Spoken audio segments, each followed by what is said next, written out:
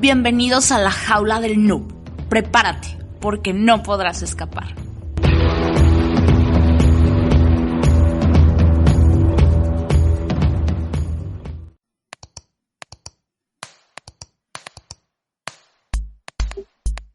Hola, ¿qué tal? Bienvenidos a la jaula del noob, edición entrevistas.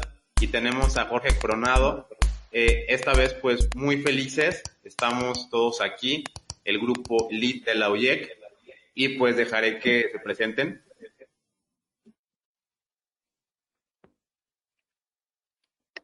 Buenas. ¿Se me escucha a mí o es que no escucho bien? Sí, te escuché. Vale, pues discúlpame porque Héctor no te he escuchado. No sé qué le ha pasado, pero se me ha cortado. Entiendo que has hecho la presentación. Para mí es un placer estar aquí. Y bueno, y espero que dar el nivel. Y nada, veo que hay muchísimas personas, así que estoy dispuesto a que me podáis preguntar y, como digo, estar al nivel que esperáis. Yo simplemente, como un humilde trabajador de este ámbito, pues intentaré daros mi experiencia y mi conocimiento siempre que pueda. Sí, Hola, Jorge. Gracias, Jorge. También por aquí está Mr. Ruth. Dejaré que Debug haga la presentación formal, por favor. Hola, ¿qué tal? Soy Debugsec y el día de hoy entrevistaremos a Jorge Coronado, con 10 años de experiencia en forense informático y OSINT. Es apasionado de la ciberseguridad y programación en Python. Desde muy joven comenzó a trabajar en el sector de la informática y terminó creando su propia empresa llamada Quantica 14. Actualmente es CTO del grupo Lazarus Technology y realiza diferentes labores y trabajos de FIR, peritajes informáticos, desarrollo de aplicaciones y auditoría de seguridad. También ha realizado ponencias en congresos y eventos como PyCon-ES, Open Expo, Hack and Beers, East Mad Hack, SecAdmin, etc. Y es socio 116 y vocal de la Asociación de Peritos Tecnológicos de Andalucía, APTAN. También ha estado 4 años como colaborador en Canal Sur Radio y ha escrito varios artículos de opinión e investigación en Internet que se han publicado en diversos medios. Además, ha escrito más de 400 artículos en su blog. Es fundador de la comunidad con más actividad en Sevilla sobre ciberseguridad, Happy Hacking Sevilla, y coorganizador del Congreso de Inteligencia, Ciberseguridad y OSINT llamado OSINT City. Es director del curso de verano sobre ciberdelincuencia de género y profesor en el curso de detectives en la Universidad Pablo de Olavide en el año 2017 sobre investigación digital. También ha impartido formación a cuerpos de seguridad a través de la Escuela Pública de Seguridad Pública de Andalucía, ESPA, y otros cursos. Coautor del primer protocolo institucional en España ante la violencia de género en las redes sociales en Andalucía, y autor del protocolo de actuación para la búsqueda de personas desaparecidas a través de las TIC. Es un verdadero placer tenerte en esta nueva entrevista de la jaula del noob, Jorge. Bienvenido. Pues nada, lo dicho, para mí es un placer estar aquí y bueno, muchas gracias por presentarme y espero ser lo más útil y práctico posible para vosotros. Así que, lo dicho, disparar. Estoy dispuesto a responder lo que queráis. Venga, pues empezando con la primera pregunta, ¿qué diferencia hay entre el OSINT y el espionaje como tal? ¿Un espía puede tomar un curso de informática y rápidamente convertirse en un investigador OSINT? ¿O qué tanta es la curva de aprendizaje para que alguien que era espía convencional, vamos a llamarla así, de la Guerra Fría, pueda tomar algunas técnicas, tomar un curso de informática y convertirse en OSINT? ¿O esto tiene que ver más con el área de ingeniería? Wow, empezamos fuerte, ¿eh? Así que, bueno, venga, a ver, son totalmente dos cosas diferentes. Es como decir que un coche Renault, o sea, Renault es una marca de coche, pero no todos los coches son Renault. Es decir, OSINT es una disciplina de inteligencia o sea, a través de fuentes abiertas. ¿Esto qué significa? Que el espía puede utilizar OSINT, pero no por ello, hacer OSINT tenga que ser espiar. No sé si lo he dejado claro.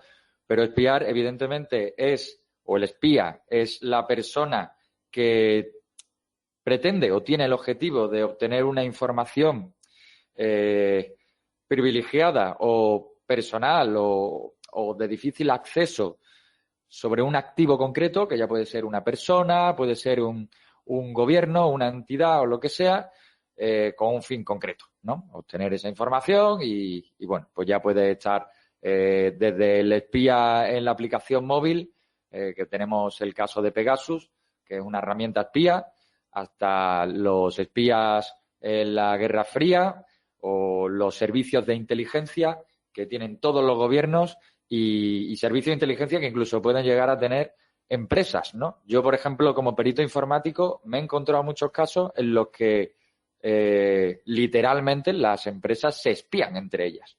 Se espían entre ellas y bueno, se realizan, digamos, diferentes tareas y diferentes procesos para identificar ese espionaje y luego llevarlo a un procedimiento judicial o que el decisor tome la medida que requiera. No sé si me he explicado bien. He empezado bien, ¿no? Correcto, muchas gracias. Genial. Genial, sí, ha quedado clarísimo. Justo en ese tema del peritaje tengo una preguntita por ahí para irnos por ese lado. Y en el marco legal, cuando conduces una investigación, que probablemente has hecho muchas, ¿qué factores tomas en cuenta para que la misma pueda ser usada como evidencia y tenga el peso legal? Ya que en algunas ocasiones ciertas fuentes pues tienen este tema del traspaso de la privacidad. Entonces, ¿qué factores tomas en cuenta para que la investigación que has realizado no se desestime y pueda ser usada en juicio o como material legal? Vale, aquí en España la ley sobre el tema de los peritos nos pone unos requisitos, ¿no? Unos requisitos que tenemos que añadir en nuestros informes, que es básicamente por todo el tema de juramento, de decir la verdad, y también una cosa que es fundamental es la cadena de custodia, ¿vale? Entonces, en el tema de OSINT, ¿no?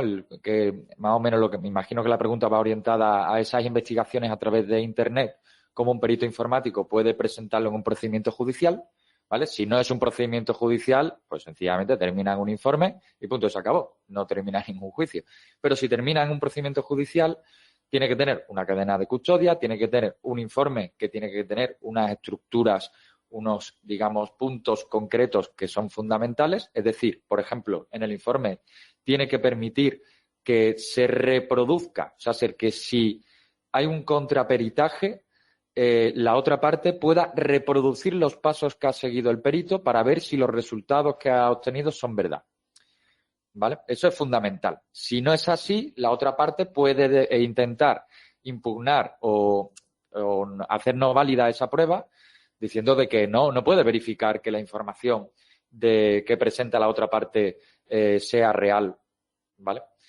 Y luego, en el tema de OSINT, yo creo que hay un debate, que de hecho no sé si me seguís en LinkedIn, pero bueno, he abierto justamente ayer un bonito debate sobre el tema de investigaciones privadas.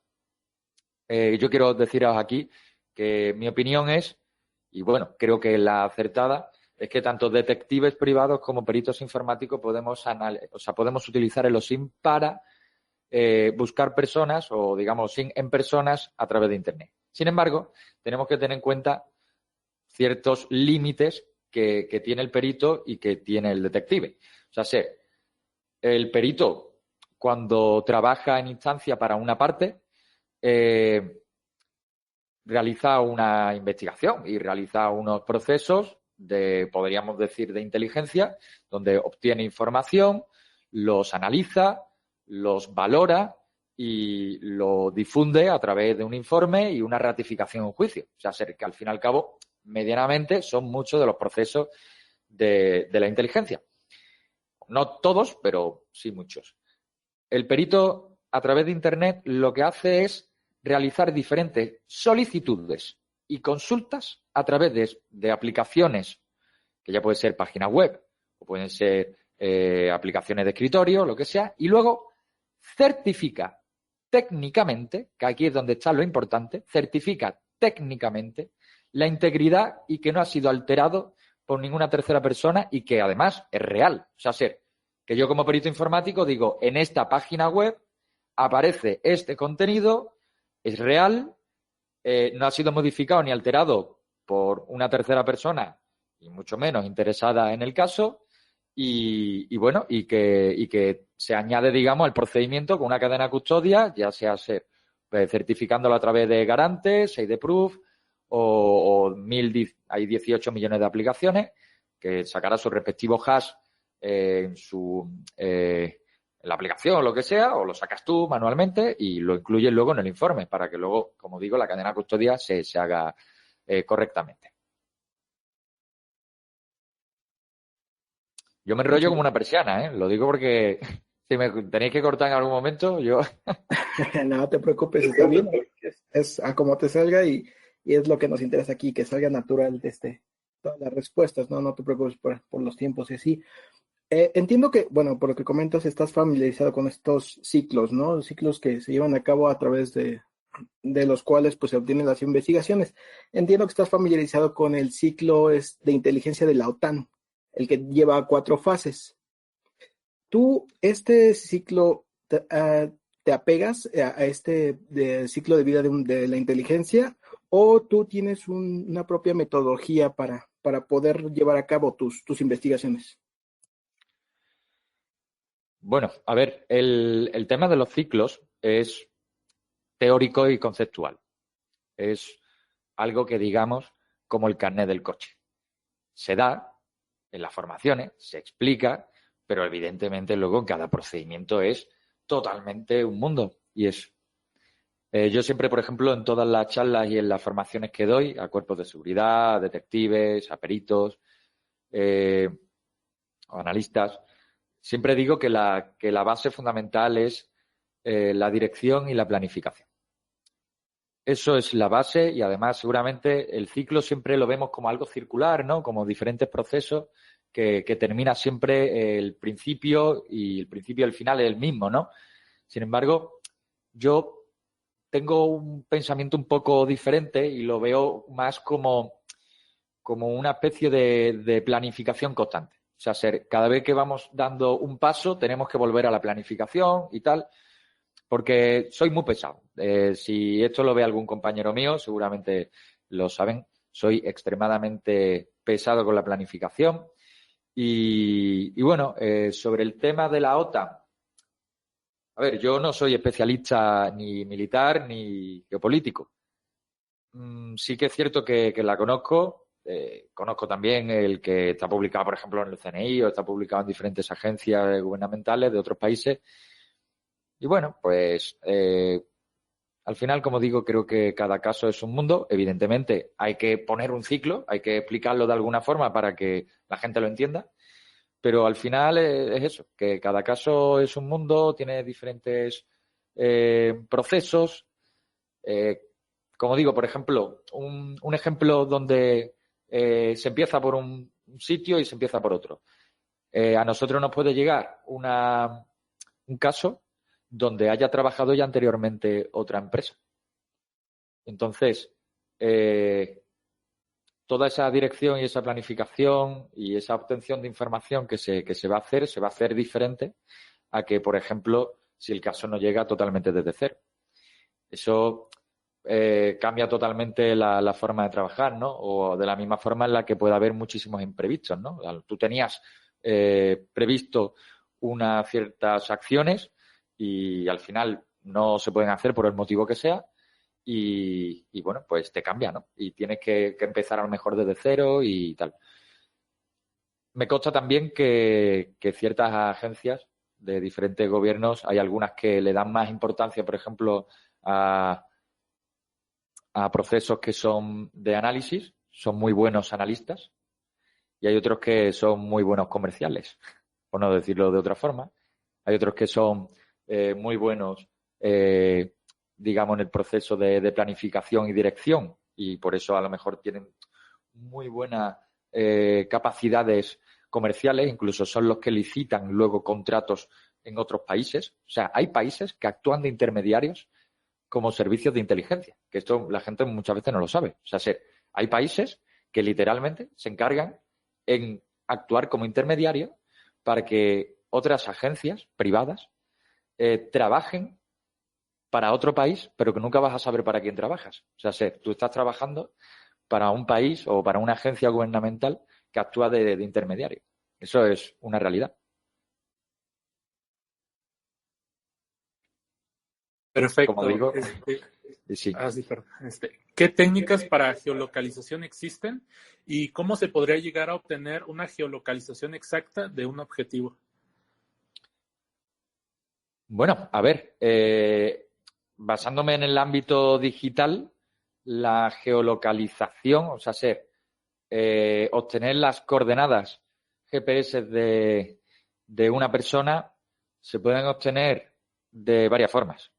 Evidentemente haciendo una intrusión en el dispositivo móvil, que es algo que llevamos todo en el bolsillo prácticamente, en los coches, que prácticamente ya casi los coches nuevos vienen ya con GPS o sea, con geolocalización del dispositivo, incluso con las compañías de los coches. O sea, por ejemplo, una reflexión. Si alguien llegara a hacer una intrusión en Mercedes o en BMW o en Audi y llegara a tener acceso a las funciones de geolocalización de los coches, hay casos donde ciberdelincuentes han llegado a hacer esto, ¿no? Y bueno, pues también hay la opción de acceder al portátil o al ordenador de la persona.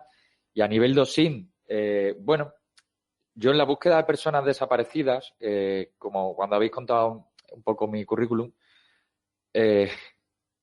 en mi protocolo de actuación explico que lo primero o una de las primeras cosas que hay que hacer es de forma automática, y bueno, si no podemos de forma automática, de forma manual, es listar todas las ubicaciones en las que puede estar la persona desaparecida y su círculo cercano. ¿Vale? Ese círculo cercano puede ser amigos, familiares o compañeros de trabajo. Entonces, en ese listado pondremos sus casas, si podemos averiguar si tiene una primera, segunda vivienda, los hoteles donde suele frecuentar, por ejemplo, si va a trabajar a una ciudad concreta, en qué hotel se suele quedar, cuáles son los bares que frecuenta, cuáles son los bares que frecuenta con sus amigos y con su familia, cuáles son los sitios de ocio a los que va. Toda esa información que está expuesta públicamente, ¿vale? Luego, por ejemplo, antes que he hablado de todo el tema de la intrusión en un móvil, hay una cosa que también comento mucho y que se da en los casos de violencia de género, muy frecuente en los casos de violencia de género, que es, no hace falta tener grandes conocimientos informáticos para acceder al dispositivo móvil, sino que directamente, si acceden a la cuenta de Google o a la cuenta de iCloud, podrían acceder a las ubicaciones del dispositivo móvil también.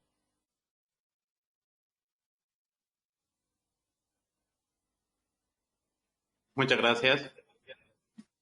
Continúa, Mr. Ruth. Hola, Jorge, ¿cómo estás? Buenas tardes, al menos de por acá de Ecuador. Me encanta tu nombre. Muchas gracias. Un gusto contar con tu presencia, pues, y muy afortunados, pues, de tener una persona con ese grado de conocimiento, ¿no? Yo te quería hacer una consulta relacionada a la parte de OSINT. Tú sabes que existen bastantes modalidades de investigación en fuentes abiertas. Por ejemplo, tenemos la HUMINT, la SciMint y la SOCMINT. ¿Cuál de todas estas es la que más se ocupa? Y dependiendo de qué situación, pues podríamos ponerla en práctica. A ver si he entendido bien la pregunta. O sea, ¿cuánto tiempo tardaríamos en digamos, convertirnos especialistas en alguna de esas disciplinas? Esa es la pregunta. Discúlpame que no la haya entendido bien. Y más que nada, dependiendo de qué situación podríamos utilizarla. HUMINT, pues la modalidad de HUMINT se utiliza para inteligencia humana, ¿no? Sí. SciMint para ciberinteligencia y la SOCMINT para inteligencia en medios sociales. Entonces, dependiendo de qué situación podríamos utilizar cualquiera de estas. Vale. Vale, bueno, pues cada una de estas disciplinas tiene un área y un alcance muy concreto. Entonces, en el caso de OSINT no es únicamente en Internet, que la gente hoy en día, digamos, es una disciplina, un concepto, unas siglas que se han puesto de moda y que, bueno, que se está hablando mucho de él, pero debemos de recordar que el OSINT no es únicamente de fuentes en Internet, también es en el área físico. Y bueno, como el OSINT engloba muchísimas cosas, pues se ha ido creando también otras disciplinas, ¿no? Que está esta que comenta, la de Lumin, que es la humana. En este caso, pues los detectives es una de las disciplinas que más se utilizan, ya sea para obtener información, analizarla, etc. y tal. Por ejemplo, sobre, pues no sé, un criminal o una persona un tema de infidelidades, por ejemplo, también. Que, por ejemplo, analizar cómo está hablando, cómo está escribiendo en las redes sociales, ¿no? Esa parte de psicología y esa parte conductual es muy interesante y, digamos, entra dentro de Lumin, ¿no? La parte de SOCMIN, que es el OSINT especializado, digamos, en redes sociales. Eso, pues, bueno, pues hay un montón de casos. De hecho, el Tribunal Supremo, creo recordar, no sé si el Tribunal Supremo o el Constitucional, hace poco ha echado para atrás en una sentencia una condena por agresión sexual, creo recordar, porque los juzgados no habían aceptado como prueba el peritaje informático de las redes sociales de la acusación.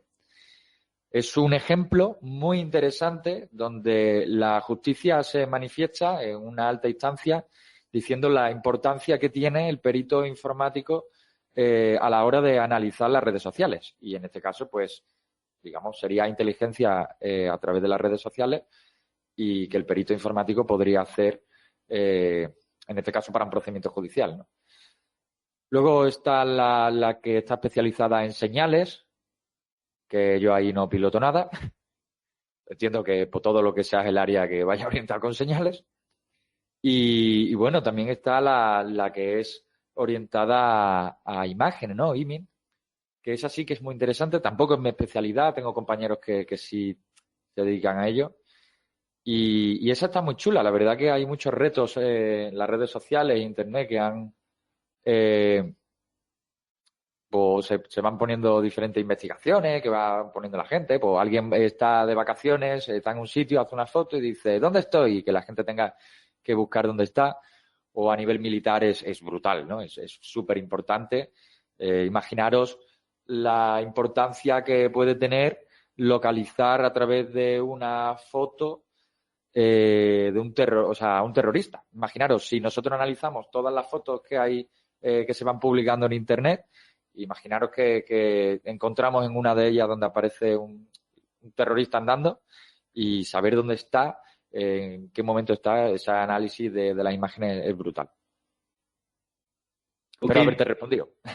Sí. Entonces podríamos decir, pues, que dependiendo de la situación podríamos mezclar la mayoría de modalidades, ¿no? Para obtener un fin un poco más concreto acerca de nuestro objetivo.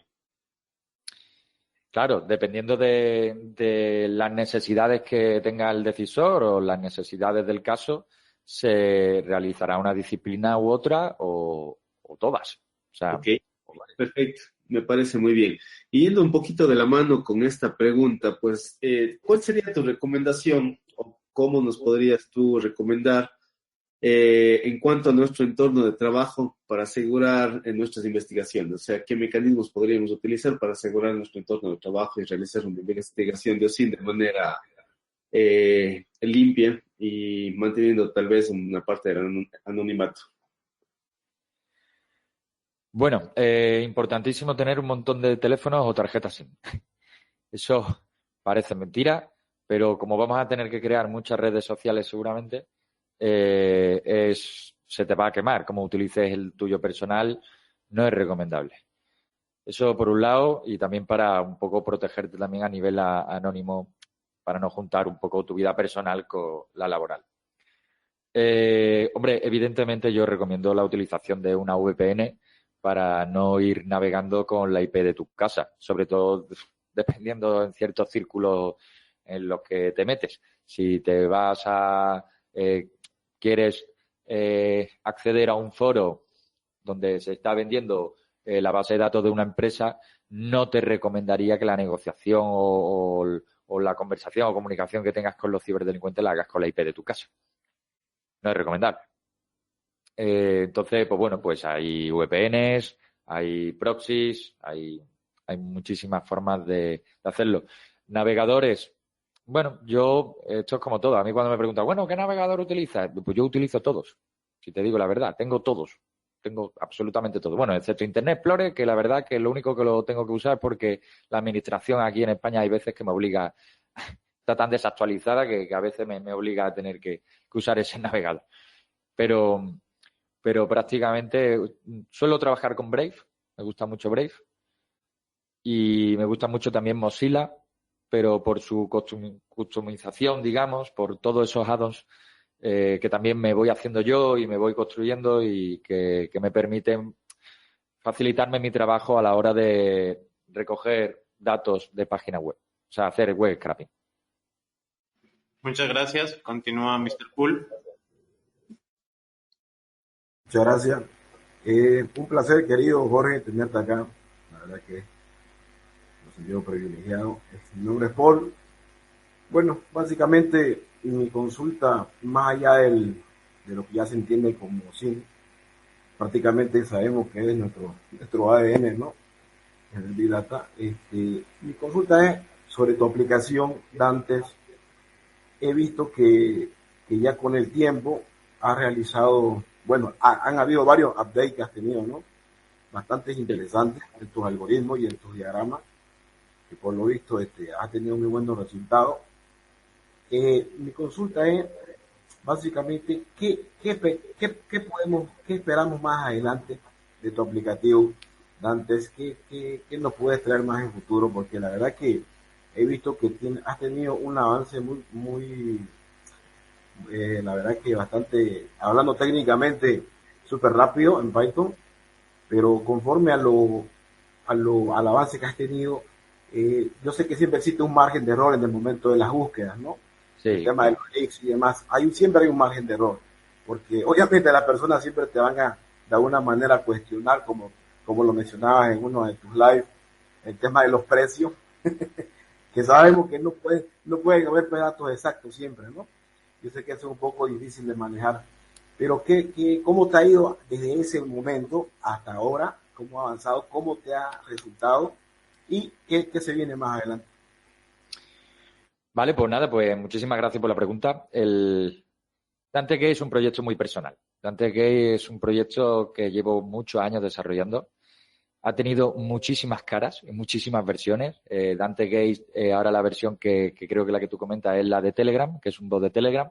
Pero para que os hagáis una idea, también había una versión para móvil, había una versión open source, que además eso es algo que para mí es fundamental. Nosotros siempre damos una versión open source y luego otra que es privativa, ¿no? Que en este caso es el bot. Sí que es cierto que la open source no he tenido tiempo de poder actualizarla y bueno, pues está un poco desfasada, ¿no? Pero bueno, para gente que quiera usarla no tiene tanto potencial, pero es interesante poder sacar cosillas. Efectivamente, llevo casi un año ya con Dante Gay Telegram Bot. Creo que dentro de un mes o dos hace un año. Y he vivido de todo, la verdad. He vivido absolutamente de todo. Me acuerdo cuando salió en la prensa, porque una persona en Twitter o alguien puso que había utilizado la herramienta en una estafa. No me acuerdo muy bien si era que había alquilado una casa de vacaciones o algo así y era una estafa y había utilizado la herramienta y que había encontrado a la persona y que había ido a la policía a denunciar y tal. Entonces me llamó, me acuerdo, el Confidencial y me hizo una entrevista y yo estaba tan envuelto en mi trabajo y en mi cosa que no le di importancia. O sea, hice la entrevista por teléfono, me fui a mi casa tranquilamente, tal, y me acuerdo el lunes que yo tengo mi casa un poco domotizada, empezó a sonar todas las alarmas, pero todos los servidores cayéndose, el gestor de cola que no era capaz de dar tanto servicio, 18 millones de reviews negativas, todo el mundo diciendo que no le funcionaba la aplicación, que había pagado, que vaya mierda, que tal. Hostia, yo diciendo, no me lo puedo creer, ¿qué está pasando? Y es que, claro, lo que pasó es que al publicarse este artículo, que yo, pues bueno, hice la entrevista y no me lo esperaba y pues empezó a usarlo un montón de gente. Y evidentemente no, la aplicación no estaba diseñada para una escalabilidad a tal nivel. Y claro, pues se cayó, empezó el gestor de cola loco y me acuerdo que tuve que arreglar todo eso en 2 horas, devolviendo el dinero. Encima, claro, tampoco no teníamos un servicio de atención al cliente porque antes Gay lo usaban fuerzas y cuerpos de seguridad, algún detective y bueno, y a lo mejor, pues yo qué sé, un perito muy concreto, pero que era una aplicación muy elitista y muy poco utilizado, digamos, por la comunidad, que lo usaban algunas personas y ya está. Y de repente, pues pum, lo están usando miles de personas y fue brutal. Tuve que mejorar, pues el update que he tenido a nivel de infraestructura es que ahora tengo muchísimos más servidores, es escalable, o sea, se van desplegando más microservicios con más, digamos, recursos según la demanda. Sin embargo, tengo un problema con Telegram, que esto es una de las cosas que he publicado muchas veces y lo hemos dicho y claro, es que no podemos hacer nada. Telegram limita la cantidad de mensajes que se puede enviar al bot. O sea, creo que eran más de 20 mensajes, creo que por segundo o algo así. Pues si hay simultáneos 20 mensajes, ya los siguientes no entran. Entonces, ¿qué pasaba? Que había tantísimas personas que mandaban a lo mejor 500 mensajes en un segundo y solo recibíamos 20. Entonces, claro, pues la gente decía, es que no me llega el informe y, en fin, fue una locura. Pues eso, he creado como una especie de gestión, de gestor de cola para que trabaje con Telegram de tal forma en el que si hay alguien que no entra en esos 20 mensajes, se guarde de alguna forma para que tenga como un sistema asíncrono. Bueno, en fin, me he montado una historia brutal y eso medianamente lo he arreglado. Hay veces que no funciona y pido disculpas, pero estamos trabajando para ello. Luego, a nivel de fuentes de información, una de las cosas que quiero comentar, porque por ejemplo me decían, es que aparece el leak de Facebook o es que aparecen ciertos leaks, DanteGate utiliza motores de búsqueda, o sea, utiliza Google, utiliza DuckDuckGo, utiliza ShareCarrot para el tema de agrupación por diferentes algoritmos de agrupación, ¿no? Pues ya sea de links, etc. y tal. Y bueno, y también utiliza PIP, o sea, la aplicación de PIP, y utiliza IntelX, utiliza un montón de fuentes de pago comerciales y que su tratamiento de datos, en teoría, están en vigor con la Ley de Protección de Datos. ¿Entiendo? O por lo menos se pone en su aviso legal. Claro, cuando nosotros recogemos toda esa información, o todos esos enlaces, mejor dicho, la aplicación lo que hace es agrupar las identidades. Me explico mejor. Si nosotros buscamos a una persona que se llama Pepe Pérez Rodríguez, ¿vale? Además, esto es de sentido común, me vaya a entender rápidamente. Si buscamos a esa persona en Google, ¿vale? Tampoco hay que irse muy lejos, vamos a ver que hay 18 billones de personas que se llaman así. Disculpadme que sea un poco exagerado, que soy de Sevilla, pero hay un montón de personas que se llaman igual. Entonces, ¿cómo la aplicación puede saber que la persona que tú estás buscando es alguna de esas? A través del correo electrónico y la localización, ¿vale?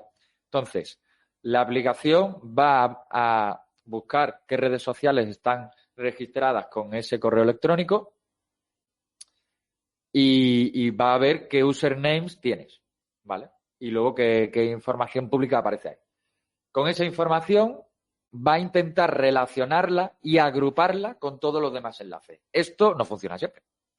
Hay mucho margen de error y efectivamente lo que siempre decimos que los analistas tendrían que, bueno, es fundamental que lo analicen.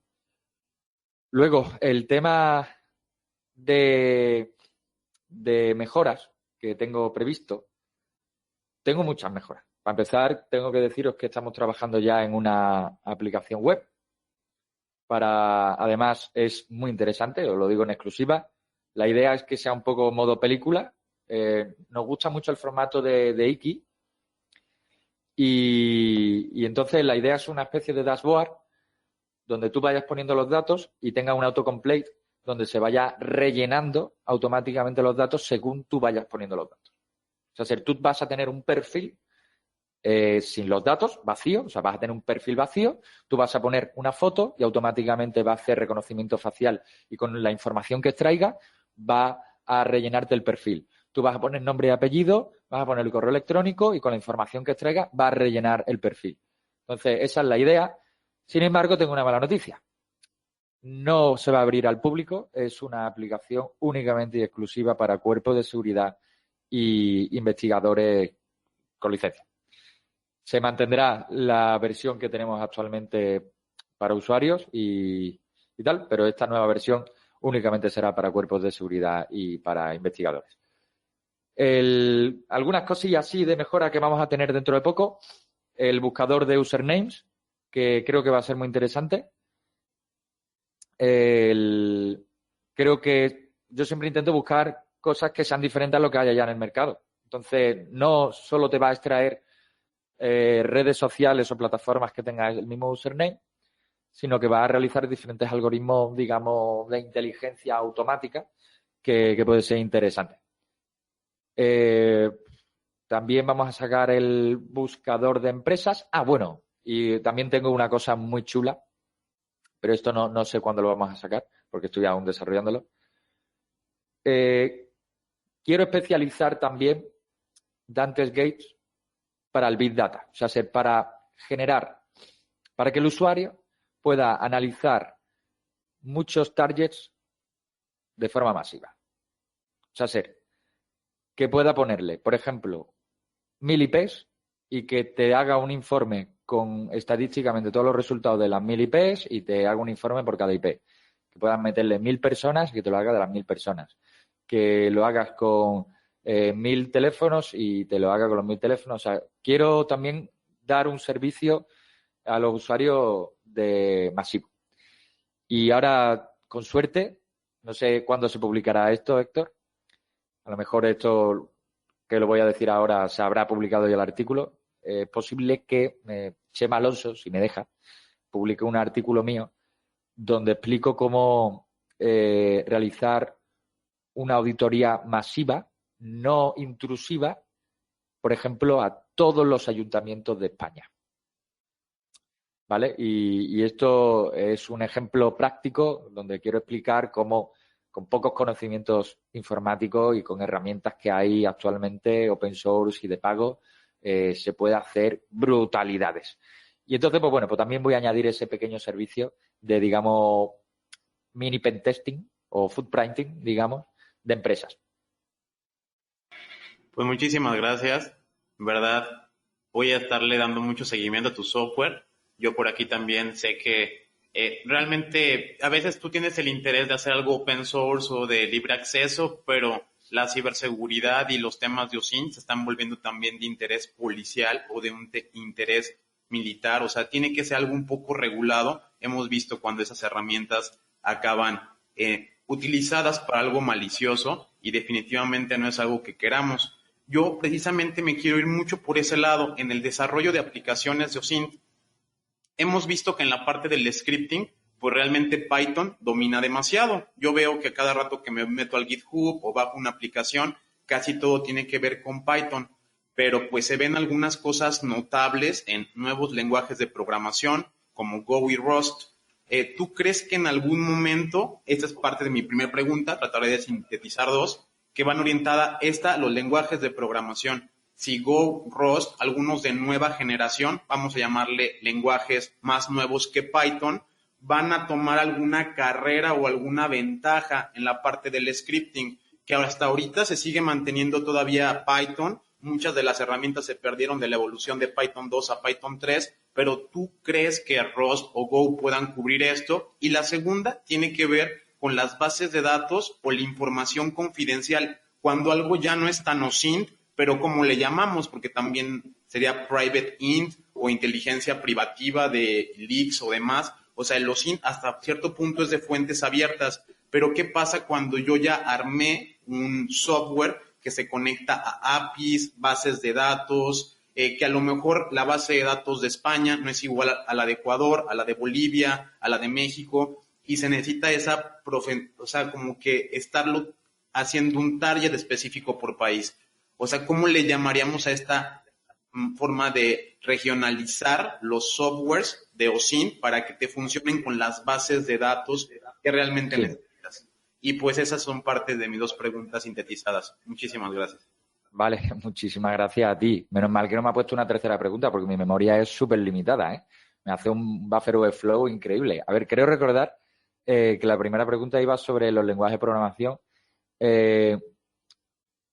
A ver, yo soy muy pythonista, la verdad. Es el lenguaje de programación donde más trabajo, me siento más cómodo y llevo años, ¿no? Utilizando Python. Sin embargo, Go me parece brutal. Parece brutal. Lo he estado viendo, me he comprado varios libros, he hecho alguna cosilla y me parece un lenguaje súper rápido. Encima, siempre nosotros hemos tenido la limitación de desarrollar, digamos, aplicaciones que son widgets, ¿no? O sea, que son add-ons del sistema operativo. O sea, hay un montón de capas hasta que llega tu aplicación, ¿no? Es de un alto nivel, ¿no? Go trabaja con un lenguaje de programación muy pseudocódigo, o sea, o muy moderno, donde no es complejo, no es ensamblador, no es C, es medianamente aceptable, ¿no? A nivel de sintaxis y etc. Y es que te genera el binario. O sea, es que es la hostia. O sea, yo cuando lo vi me pareció brutal. O sea, que yo puedo desarrollar una aplicación y meterlo en una lavadora fácilmente. O sea, sin tener que complicarme con muchas librerías o gestión del sistema operativo con el que vaya a trabajar. O sea, eso me parece brutal.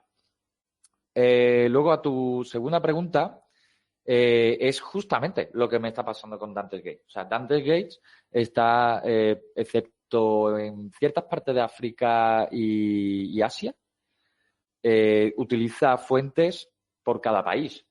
O sea, durante meses estuve trabajando, no solo yo, sino con varios compañeros, para crear un listado de fuentes de información por país. Y nos pegamos un trabajazo increíble. O sea, también es cierto que he tenido la suerte de que ya había un trabajo anteriormente. Me lo pasó un amigo mío que es policía, que si me está viendo le doy las gracias. Me pasó una aplicación que de hecho desarrolló un policía aquí de Andalucía y hostia, y nos resolvió gran parte del trabajo. La verdad, hay que reconocerlo. Entonces, efectivamente, o sea, nosotros cuando tú buscas un teléfono y pones una extensión de un país concreto, la aplicación automáticamente va a buscar en ese país. Sí que es cierto que nosotros al estar en España, evidentemente la búsqueda en España, la aplicación funciona mejor que en otros países. Luego, lo segundo, la aplicación funciona mejor también en español. O sea, si nos estamos orientando a un objetivo en español que en inglés, ruso, chino, etc. Pues por el motivo de que los analistas de mis compañeros y tal somos españoles y al fin y al cabo pues no es más fácil desarrollar esos algoritmos para el castellano, no para el español. Es muy difícil y además también hay una cosa que tenéis que tener en cuenta. Cada país tiene un reglamento totalmente diferente. Me acuerdo en el caso del atropello en Wisconsin, ¿no? Donde un hombre atropelló y mató como a 5 o 6 personas a una banda, ¿no? De música que iba en Navidad del año pasado en Wisconsin. Y claro, cuando nosotros hicimos esa investigación, que la tenemos publicada en el blog, ostras, nos parecía brutal la cantidad de información que podíamos sacar de esa persona, porque en Estados Unidos la información es muchísimo más pública. Hay más transparencia en las instituciones. En España, por ejemplo, o en Europa es mucho más complicado y por desgracia, las administraciones públicas son muy opacas. Entonces, fue brutal. En Sudamérica, por ejemplo, también nos llama la atención. Hay un montón de fuentes de información que son, ostras, wow, alucinantes. Me acuerdo en un caso que estuvimos llevando, que ayudamos a un secuestro de una niña en Perú. Y lo que nos trasladaron era una matrícula, ¿no? Y en esa matrícula, porque había como un ciber o no sé cómo se llama allí, un local que da internet, ¿no? Y entonces tenía una cámara y captó el coche con la niña, ¿no? Y se veía borroso, ¿no? Entonces nosotros, a través de diferentes aplicaciones, pudimos llegar a analizar esa matrícula. Me acuerdo en otro caso en los que no pudimos hacerlo. O sea, fíjate qué importante es el conocimiento, ¿eh? O sea, hace 5 años nos pasó, perdón, hace 5 años no, disculpad, es que se me va a mí con el tema del COVID, el santo al cielo. Hace 2 años, me acuerdo que un caso exactamente igual, secuestro de una niña en Sudamérica, tal, nos pasa en la matrícula y no sabíamos cómo afrontarlo. No sabíamos. Le dimos 1000 vueltas, utilizamos 1000 formas, no lo conseguimos. Me acuerdo que hablé con la Universidad de Sevilla, con matemáticos, a ver si podíamos con Machine Learning mejorar la imagen, etc. Y ahora, nos ha pasado una cosa exactamente parecida el verano del año pasado y hemos podido, porque ahora hay muchísimas aplicaciones que utilizan Machine Learning que permiten limpiar esa imagen, incluso reconstruir la imagen en 3D para ver la matrícula de una forma en la que podamos interpretar mejor las letras y los números. Ostras, es que es brutal, ¿eh? Estamos hablando de 1 año de diferencia y con solo 1 año de diferencia poder un caso no poder hacer nada a poder hacerlo, ¿no? Esto me flipa. Muchísimas gracias, muy clara. Continúa, Luis. Sí, es interesante. En este sentido, ¿cómo es esta colaboración cuando estás llevando una investigación, sobre todo de gran importancia? Y, ¿cómo es la colaboración entre dependencias? Tú estás trabajando para alguna institución pública y necesitas requerir alguna información a alguna otra institución pública. Supongo que cuando es extranjera la cosa se pone difícil. Y cuando necesitas, como por medio de la ley, si es estado en el caso, que probablemente sí, ¿qué tan sencilla o complicada es hacer una requisición a empresas o qué tan difícil se pone o qué tan fácil se pone la situación hacer lo que se conoce en el mundo anglosajón como una subpoena o esta requisición de información, sobre todo para la labor forense? Que claro, la labor de la investigación es también muy relevante. Pues es buena pregunta. A ver, nosotros evidentemente contacta Fiscalía, contacta a los cuerpos de seguridad o contacta incluso la parte interesada, que puede ser la familia, contacta con nosotros y contrata nuestros servicios. O sea, no hay mucho más. Sí que es cierto que hay dificultades, sobre todo en la adquisición de evidencias digitales. O sea, en este sentido, nosotros trabajamos mucho con diferentes colaboradores en diferentes países.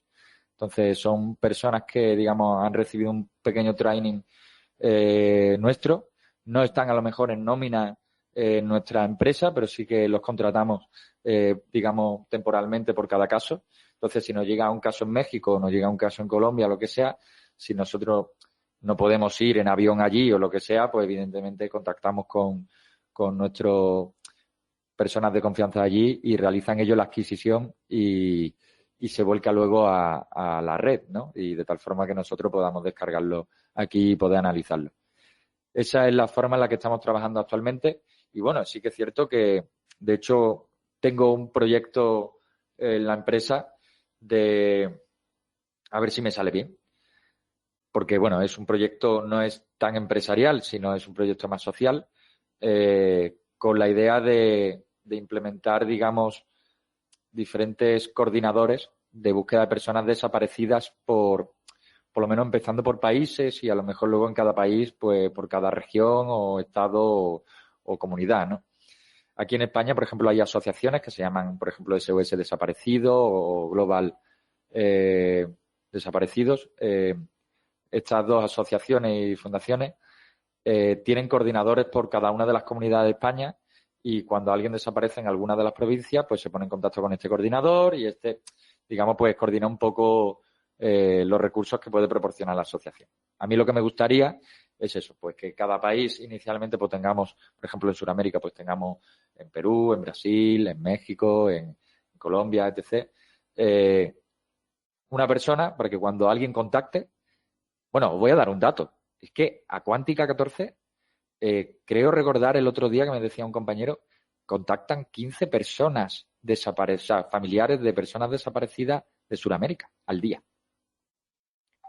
Al día. O sea, ser que no sabemos qué hacer con tantísima información. O sea, ahora mismo la única solución que le estamos dando es decirle, pues si tenemos algún contacto o alguien, pues se lo damos y ya está. Pero luego además también hay una situación también de desamparo económico también. Entonces, ¿cómo le cobras tú a una familia que ha desaparecido su hijo? O sea, es que eso es difícil, ¿eh? Y es duro. Entonces, bueno, yo creo que nuestro trabajo en este sentido, y siempre que siga siendo yo el director tecnológico, en este sentido, creo que va a ir orientado más a dar un soporte social donde la empresa, digamos, aporta ciertos recursos y luego intentar formar a los cuerpos de seguridad. O sea, yo creo que esa es la tendencia en la que tenemos que ir nosotros, la formación a cuerpos de seguridad, porque son ellos los que tienen que hacer estas pesquisas y estas diligencias. Nosotros, si la policía nos contrata a nosotros, pues perfecto, pero es que una investigación de este tipo puede costar muchísimo dinero y me parece muy injusto. Y además, en fin, a mí se me hace un mundo tener que decirle lo que puede costar una investigación de estas a una madre o a un padre que acaba de desaparecer su hijo. O sea, me ha sido muy difícil y por eso pienso que el mejor formato. Claro, la verdad es que es bastante, pues, difícil, ¿no? Esta parte poder como tratar de mediar, ¿no? Ante una solicitud de este tipo. Y bueno, comentabas algo importante, ¿no? Esta cuestión de Sudamérica, las cuestiones como de seguridad en las que pues vivimos, ¿no? México también es uno de los países donde la inseguridad pues está al día con día, entonces es un tanto diferente, por ejemplo, a países de Europa, que si bien parecería que el nivel de seguridad es distinto, los países de Europa están adaptados a este nivel de desconfianza, digámoslo así. Hay un poco más de desconfianza por lo mismo, pues tienen más como mecanismos o sistemas para proveer como de fuentes de información, proveer de seguridad a su población, y no se diga los países bélicos o los países que están en conflicto, ¿no? O sea, toda esta parte de Europa, Asia, son países que de verdad están muy evolucionados en cuestiones de seguridad para poderle proveer como más pues seguridad a su población. ¿Qué podemos aprender nosotros como países de México, Sudamérica, de estos países con este nivel de desconfianza? Porque yo creo que nuestros países de aquí en Sudamérica viven en la total confianza, ¿no? Y entonces creo que esa es nuestra vulnerabilidad. ¿Qué podríamos aprender de ustedes los países con este nivel como de desconfianza? Pues, a ver, déjame pensar. No sé qué decirte así rápidamente.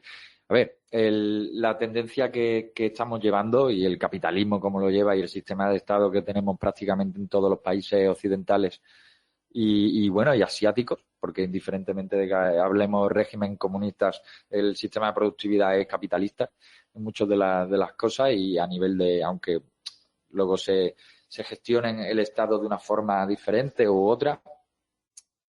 Claro, la seguridad es una base de la democracia, ¿vale? De hecho, así está constituida en la Constitución de España. es una de las bases fundamentales y por eso existe la ley de seguridad privada y la seguridad pública, etc.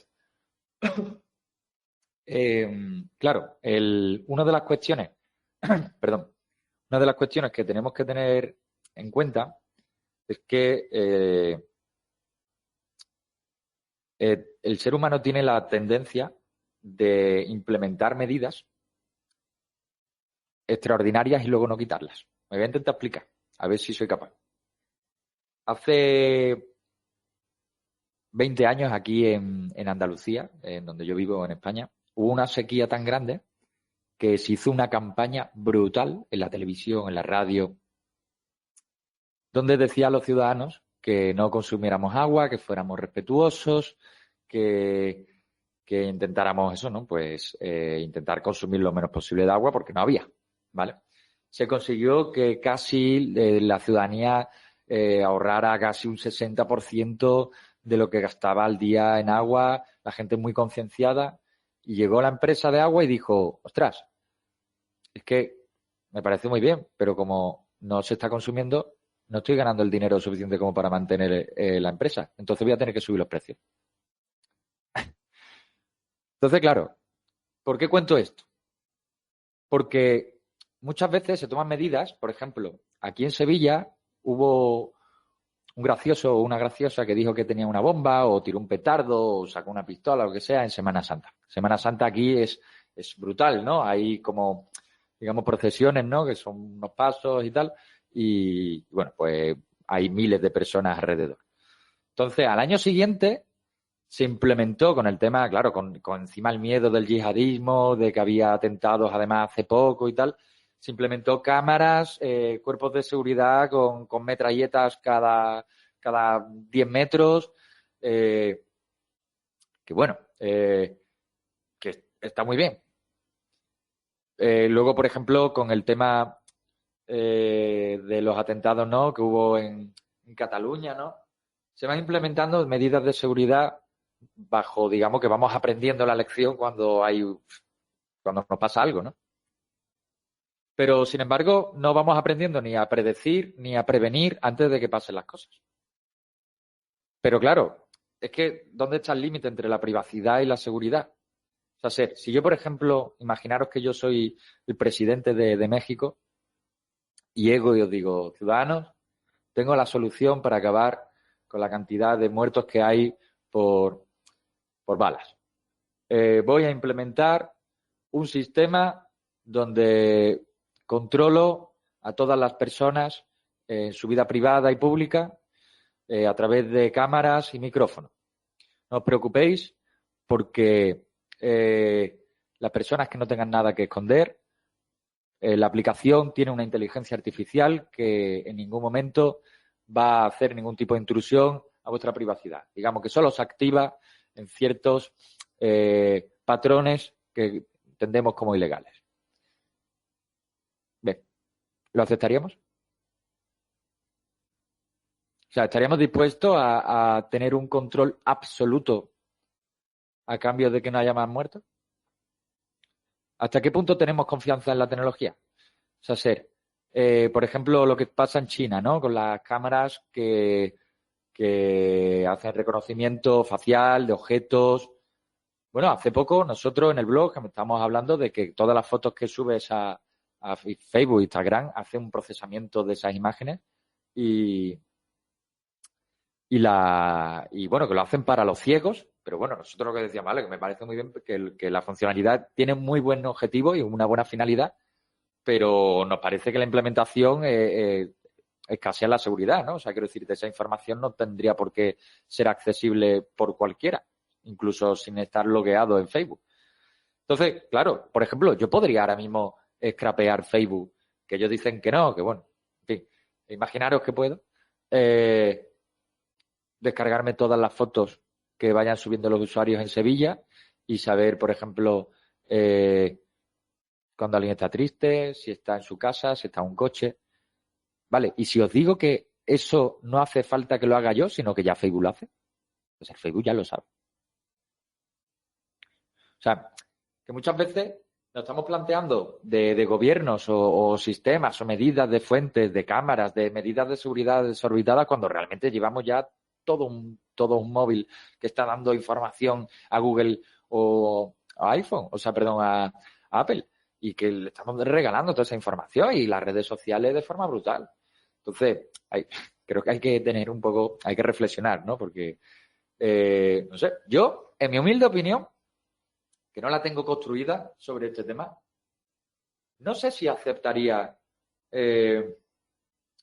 digamos, una especie de inteligencia artificial que gestionara todas esas cámaras y todos esos micrófonos y que activara o desactivara únicamente cuando viera que es delito. Y que no tuviera una supervisión, digamos, humana, sino que se dejara unos códigos muy sencillos. De hecho, que sepáis que en España esto medianamente ya se está haciendo. Y me consta que en otros países también, para delitos menores y muy sencillos. Por ejemplo, la Hacienda, eso sí, hombre, a Hacienda no le engañas, ¿eh? Esto es así, vamos. Entonces, Hacienda aquí en España ha implementado una aplicación para que cuando detecte que los autónomos no están pagando los impuestos de una forma correcta o lo que sea, cosas muy sencillas, automáticamente te mete la denuncia. O sea, te mete la infracción, ¿no? Y eso ya lo hace una pequeña inteligencia artificial. O sea, y ese es el presente. O sea, aquí el futuro, pues, imaginaros lo que nos espera. La verdad que no sé si he respondido a la pregunta. Disculpa, porque ya a las 7 de la tarde, que es aquí en España, yo estoy ya con la cabeza que estoy un poco cansado. Disculpad. No, está perfecto. Muchas gracias por responder. Gracias a vosotros. Esta pregunta va más enfocada a cómputo forense y es cómo enfrentarse ante una computadora Enigma. Y con Enigma me refiero, por ejemplo, a que pues un sistema Linux se le podría realizar configuraciones para que en caso de que caiga, por ejemplo, la policía, se apague el equipo y cuando el experto en cómputo forense pues tenga en sus manos el disco duro, pues esté descifrado para que pues sea complicado poder realizar la investigación. Pues que si eres capaz de romper el cifrado, pues puedes acceder a la información y si no puedes, pues no tienes acceso a la información. Así. Sí que es cierto que, bueno, nosotros como peritos informáticos ahí estamos un poco limitados al actuar como parte y tal. Nos consta que, bueno, que lo sabéis, ¿no? Ha habido casos como el tema del terrorista de Estados Unidos, donde se consiguió acceder al iPhone. Y, bueno, hay bastantes noticias que bueno, que yo creo que esto no lo sabíamos todos ya, donde decía que el FBI o la CIA tenía acceso a WhatsApp y a diferentes redes sociales y acceso en directo. En fin, entonces, por mucho que haya cifrado en las comunicaciones o cifrado de la base de datos de esos chats, pues da igual. Tienen un endpoint en medio, hacen un man in the middle, digamos, me imagino que como hacen, y está. Bien, continuamos. Mr. Ruth.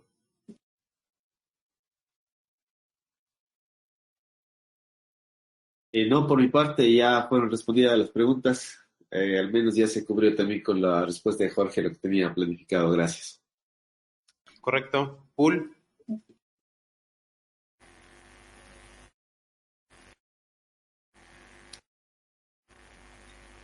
¿Aló? Perfecto. ¿Todo bien? Sí, excelente explicación.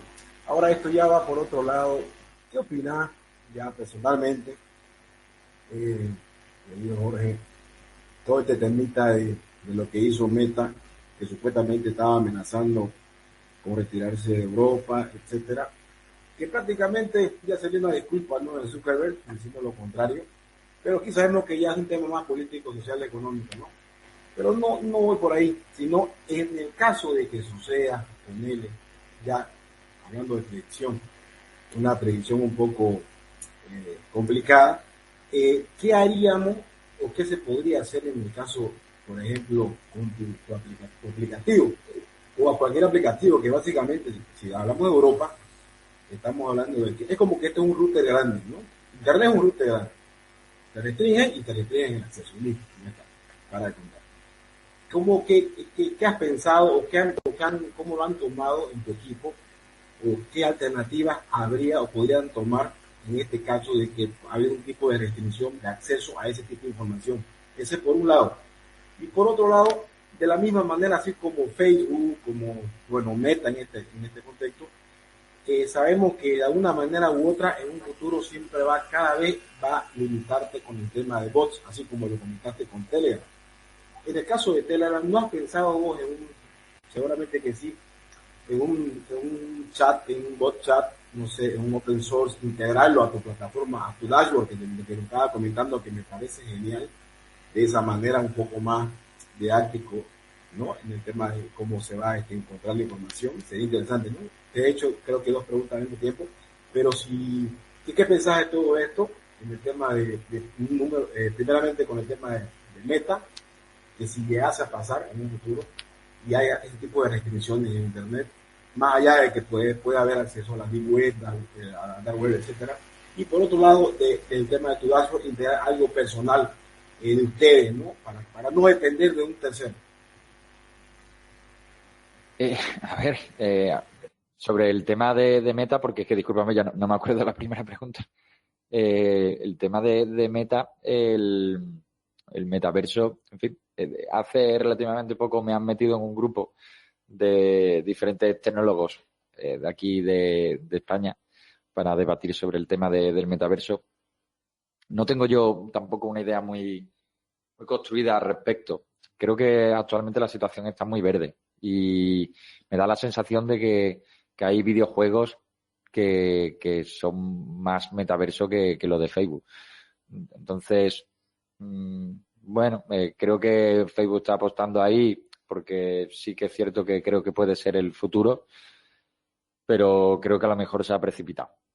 Pero vamos, que esto es cuestión de verlo dentro cuando lo saquen. No sé si he entendido bien la pregunta o sea, si te refieres a un poco a no depender a nivel de redes de lo que estábamos comentando antes, ¿no? O sea, ser un poco más independientes. No sé si eso iba orientado por ahí. Sí, pero cuando estábamos hablando de Telegram, no es que Telegram estaba comentando que antes tenía cierto límite en el tema Sí. cuando tiene muchas solicitudes, ¿no? Sí. Yo sé que lo están manejando de una manera, pero no has pensado en algo, integrar algo más personal, Sí. usar un open source, no sé, algo. Vamos a sacar una versión web, como he comentado, que no tendrá esos problemas. El tema del bot a mí me parecía muy interesante y creo que ha sido un éxito total. Ha permitido que cualquier persona en cualquier momento, de una forma muy fácil, rellenando un formulario de preguntas, pueda tener un informe rápido, que era nuestro objetivo. Vamos a profesionalizarnos y bueno, vamos a hacer la página web, como digo, para que tenga mejores colores y toda la historia. Si conocéis algún frontend, que me mande el currículum, porque la verdad que está la cosa complicada en la contratación de frontend. Y sí, o sea, efectivamente, vamos a desarrollar una versión de Dante Gay web. Bien, Jorge, pues muchísimas gracias. La verdad ha sido un honor tenerte con nosotros en este episodio de entrevista de La Jaula del Noob. Eres un especialista en OSINT, nos lo has demostrado con tus respuestas. Realmente creemos que el OSINT tiene muchas cuestiones de interés, encontrar personas, o sea, no todo es estar investigando. A veces las personas pueden llegar a creer que las investigaciones son vagas. Muchas cosas se utilizan para law enforcement. Es ahora un tema de interés para todos. También quiero extender un agradecimiento a Chema Alonso y My Public Inbox. Y si ustedes quieren contactar a una persona o celebridad, esta puede ser una buena plataforma para hacerlo. Pues nuevamente, muchas gracias, Jorge. Y pues nos gustaría saber, como último, ¿tú cómo ves el futuro de los OSINT? ¿Ves que los militares, crees que cualquier tipo de investigador va a poder tener acceso? ¿Cómo ves el futuro cuando pues ya ahora viene el biohacking, cada vez viene más el contacto con la tecnología? Entonces, ¿qué nos espera? Bien, pues yo creo Pero bueno, esto también es verdad que es una opinión un poco sesgada por lo que me dedico, ¿no? Yo creo que el OSINTER del futuro es una persona más orientada al análisis de datos. O sea, se va a ir acercando más el científico de datos a los OSINTER. El OSINTER va a ir aprendiendo cada vez más a implementar diferentes aplicaciones de estadística, de gráfica, de algoritmos de agrupación, de predicción, de clasificación, etc. Y entonces, pues, es fundamental el machine learning, el conocimiento en las matemáticas, es fundamental el conocimiento en la programación, es fundamental el conocimiento un poco de eso, de ciencia de datos. Yo creo que esa es la corriente de los SIN, ¿no? Sí que es cierto que evidentemente, como todo, habrá personas que serán más script kids, que utilizan las aplicaciones de otros y hay otros que serán los que realmente aporten a la comunidad desarrollando estas nuevas metodologías, nuevas aplicaciones. Y un poco ese es el perfil que pienso que se va a ir desarrollando. Y es el perfil que nosotros más estamos trabajando. O sea, que nosotros, en este sentido, casi, si veis nuestro blog y las cosas que estamos haciendo, cada vez es más análisis de datos. O sea, análisis de datos y Big Data y Big Data. Por lo cual, dicen que el nuevo petróleo son los datos. Y esto es así, es cierto. O sea, entonces, evidentemente, el OSINT va a ser fundamental en el ámbito de investigación, en el ámbito de inteligencia, tanto a nivel militar como a nivel de investigación en delitos informáticos o empresarial, ¿no? El business intelligence también es un campo que crece mucho y bueno, eso es lo que pienso. Si, por ejemplo, hay alguien que está viendo esto y piensa que quiere entrar en el mundo de OSINT, yo lo que le diría es que aprenda programación, aunque sea a desarrollar scripts, Python, lo que sea, y que coja un perfil más de ciencia de datos. Pues bien, muchas gracias. Esto fue La Jaula del Noob. Muchas gracias. Pues nada. Gracias por habernos acompañado. No te pierdas el próximo episodio. Recuerda darle like, suscribirte y compartir. Esto fue La Jaula del Noob. Sale mucho fake, que solo es un lamer y quiere joder, y no va a poder, no sabe con quién, se vino a meter.